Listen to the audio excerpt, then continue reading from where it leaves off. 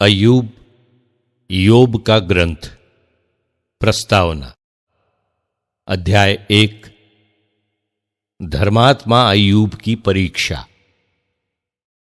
ऊस देश में अय्यूब नामक मनुष्य रहता था।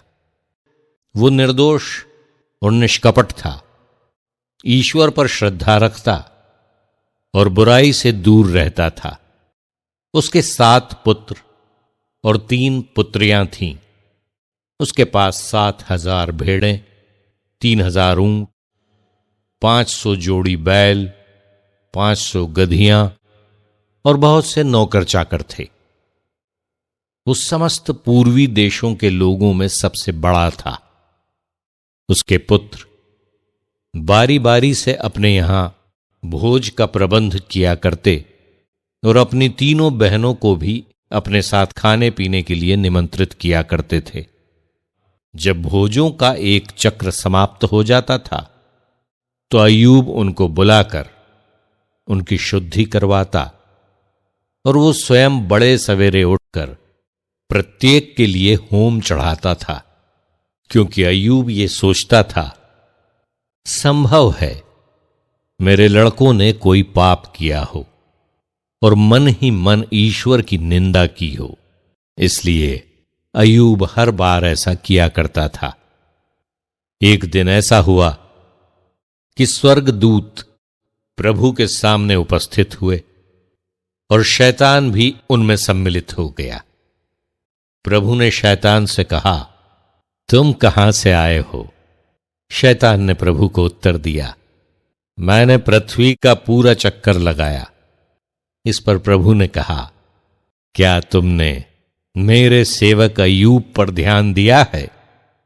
पृथ्वी भर में उसके समान कोई नहीं। वो निर्दोष और निष्कपट है। वो ईश्वर पर श्रद्धा रखता और बुराई से दूर रहता है। शैतान ने प्रभु से कहा, क्या अय्यूब यूं ही ईश्वर पर श्रद्धा रखता है?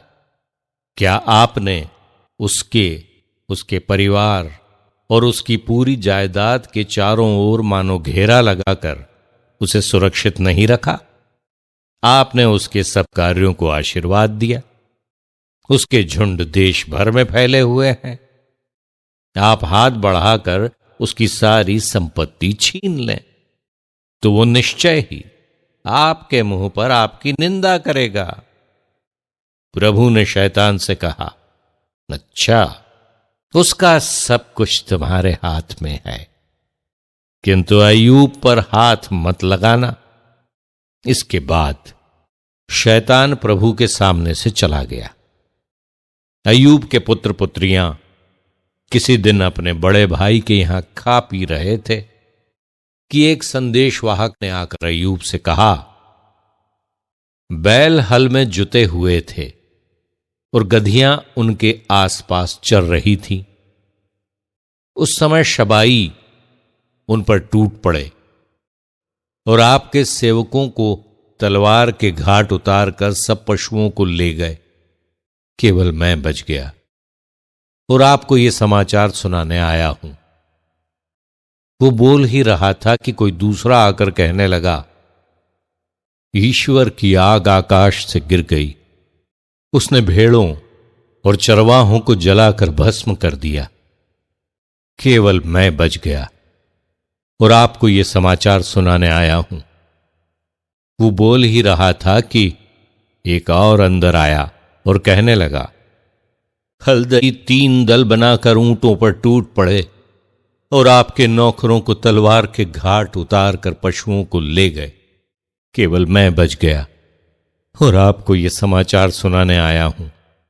वो बोल ही रहा था कि एक और आकर कहने लगा, आपके पुत्र पुत्रियां अपने बड़े भाई के यहां खा पी रहे थे कि एक भीषण आंधी मरुभूमि की ओर से आई और घर के चारों कोनों से इतने जोर से टकराई कि घर आपके पुत्र पुत्रियों पर गिर गया और वे मर गए। केवल मैं बच गया और आपको यह समाचार सुनाने आया हूं। अय्यूब ने उठकर अपने वस्त्र फाड़ डाले उसने सिर मुड़ाया और मुंह के बल भूमि पर गिरकर ये कहा, मैं नंगा ही माता के गर्भ से निकला और नंगा ही पृथ्वी के गर्भ में लौट जाऊंगा। प्रभु ने दिया था, प्रभु ने ले लिया। धन्य है प्रभु का नाम। इन सब विपत्तियों के होते हुए भी अय्यूब ने कोई पाप नहीं किया और उसने ईश्वर की निंदा नहीं की।